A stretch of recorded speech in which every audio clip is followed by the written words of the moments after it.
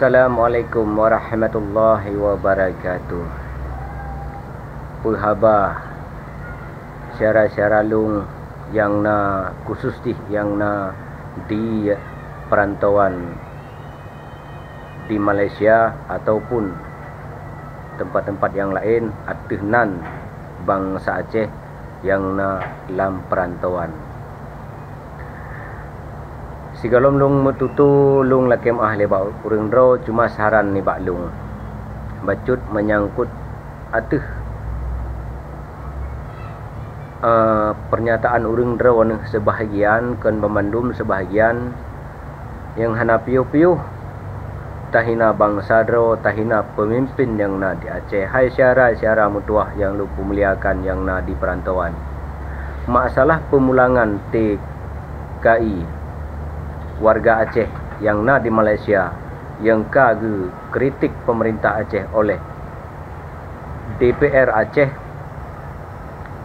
cuma hanya mampu mengkritik oleh DPR Aceh, tetapi wewenang penuh adalah nak bak gubernur, iaitu sahanya kekuasaan yang dimat oleh PLT gubernur iaitu Nova Iriansyah.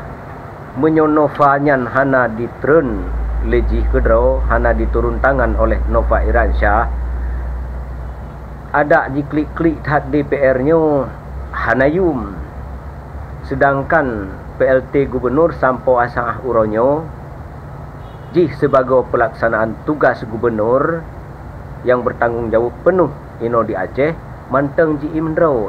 Jadi urang dro ne bek ne pesalah ti A ne pesalah ti B, aci ne tenak PLT gubernur siga le urang drawan. Jadi menyohana mufhum undang-undang baik kana prohuju cuma long cuma kubi saran ba urang dro. Semakin urang dro ne hina bangsa dro ino di Aceh, semakin Allah memurkakan urang drawan. Jino yang penting ile urang dro ne peselamat dro yang na di perantauan.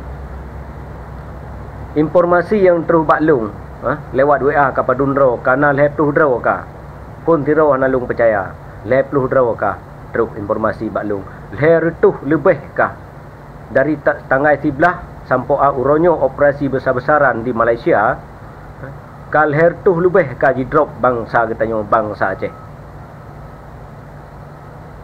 Hana lom sadar urang dro hana ne berdoa hana ne buhyum kritikan bangsa ro ino di Aceh mengkritik pemerintah